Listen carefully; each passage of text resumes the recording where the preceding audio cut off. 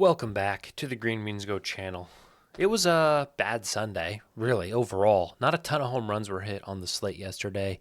Jazz Chisholm, I did say he was 1 for 7 in his revenge series against the Marlins. He hit one yesterday. Kyle Stowers continues to smack. Spencer Horwitz had 2. Mickey Moniak, Hunter Goodman, and somebody else went back-to-back-to-back. Jordan Beck, maybe, for Colorado. Taylor Ward, Kyle Schwarber late in the game, and then, of course, Corey Seager, who I said I was laying off of for the first time in a week, so he'd probably hit one. He did, in fact, hit one. I said I liked the over 7.5 in that game and that cash. Now, Taylor, I do have to tell you, you may have to hear my drama every day. The funniest thing about this is that it'd be one thing if my picks were crushing. It'd be one thing if I was a winning home run bettor. It'd be one thing if I was actually dropping knowledge that can change your life and your bank account. I'm not. I'm overall not. I have proven that this is nearly impossible to beat home runs long term in the methods that I'm doing. So it's funny that someone is mad that I'm not giving you losing picks faster. But hey, since you asked for it, let's talk losing picks. Game in Pittsburgh looks ugly. So ugly I've left it purple. It should be red. I don't like it. No strong feelings. Poor weather. I'm out. Game in Detroit.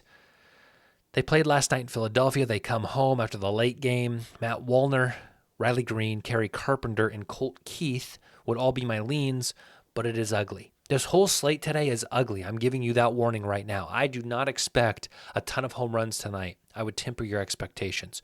Jesus Sanchez, speaking of revenge games, Jesus Sanchez returns to Miami. He's 630. It's not a bad price for him.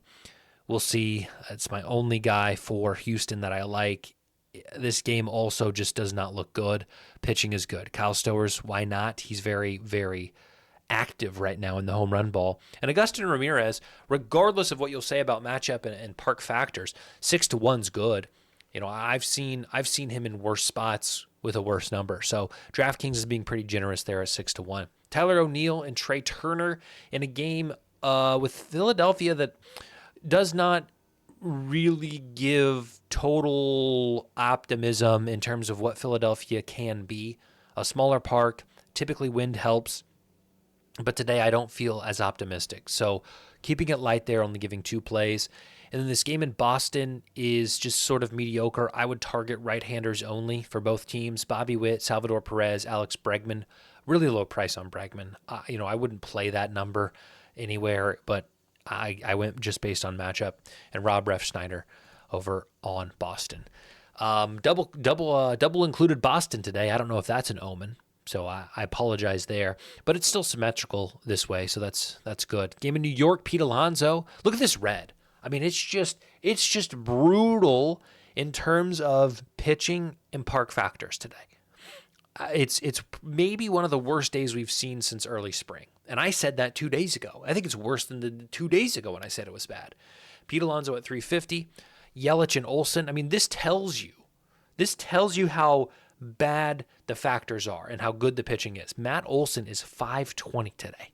If you've been tracking his prices, you know he's typically high 3s, 350 to 390, maybe a 400. 520 for Matt Olson in Atlanta with high altitude. So again, this summer is kind of taking a turn. Nothing great here. Stanton at 390 against Patrick Corbin, and Austin Slater comes over from Chicago. The Yankees get a right-hander, maybe to fill the void of Aaron Judge as he's injured. Regardless, 8-1 I think is a generous price on him. And then we got the game in Chicago. 1 home run has been hit in the last 3 games with this type of weather. You know, that doesn't mean that there's going to be 0 to 1 home runs hit in this one. It's just that we're still in Chicago. The wind is blowing in. The pitching's okay. So I am not even going to force anything when the situation does not allow us to feel comfortable forcing. Okay, quick plug. If you want to join the Patreon, thus the Discord, hang out, talk ball every day, share pictures of your ribs. Somebody sent pictures, not of their human ribs, of their meat. They sent pictures of their meat. We're sharing meat pics in this Discord. If you want to share your meat pick or see another man's meat pick, you can join for $10 a month. You also get access to the Fantasy League, where I will give out $100 in prizes per league. We got about 20 people in there right now, so that's 2 leagues. I'd love to get 3 and 4 leagues and do kind of a weekly recap video on here. So if you can spare $10 a month, helps me out, helps feed the fam, helps me continue to make this content, you can do so. Last games of the night is probably the most optimistic spots in an otherwise horrible day. Weather in Colorado looks good. Pitching is questionable. I would target Toronto bats here. Loper Fido, Addison Barger, and Dalton Varsho would be my leans. For Colorado, Warming Bernabel, I'm going to go back to him until his odds reflect the ability that he has with the long ball. And I think 560 is good. Ezekiel Tovar at 430. Game in LA is tricky because it looks fairly solid from a weather perspective. But Adrian Hauser, who also got traded from the White Sox, is making his debut for Tampa Bay, and he's been stellar this year. And nobody for the Angels, LA, matches up well against him. Yohan Moncada is about the only guy I liked. I can't get odds for him anywhere. I looked, he's not injured. So kind of perplexing at what's going on with that. I'd take him anything 6-1 maybe. Junior Caminero at 350, Yandy Diaz at 370. Game in Arizona, I think San Diego has a real advantage here, and their money line does not reflect that. This is just my basic handicapping, basic read. I don't have necessarily overall long-term success doing this. I'm just telling you what I see right now. 138 feels a little too low. 160 looks about fair to me, so maybe some small value. I just think they're going to put up runs against Arizona today. So if you want to take a team total for San Diego, that's fine. If you want to factor in, well, they just played at home, now they're traveling, I don't like that. Totally fair. Maybe lay off. Bottom line is a lot of these guys look good. Tatis, O'Hearn, Jackson Merrill are all my leans. And for Arizona, JP Sears is pitching for San Diego. A lot of new pitchers who have been traded too. That's another thing today. JP Sears comes over from Oakland. He's pitching for San Diego today.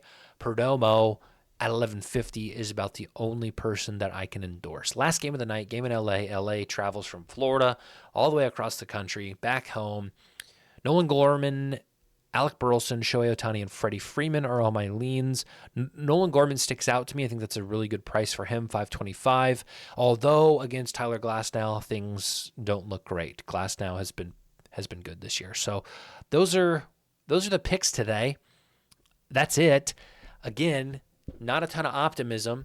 I'm not going to give you any official plays. I have really felt better about just laying this out for you. I have tried and I have failed. I went through 3 and 4 months of attempting to show I was profitable at this. I was good at this, and I'm not. And I'm not going to pretend to be something I'm not. For some reason, during the Dinger Tuesday on FanDuel situation years ago, when I would just focus on that, I was able to be profitable even outside of the promotion. That is no longer the case. So we'll accept that. We'll tip our cap to the books, and we will try to take what we can where we can. And if you choose to use my leans to do so, well, I wish you the best. Have a good day. Have a good Monday. And we'll be back. I just want football to start. Please, football needs to start.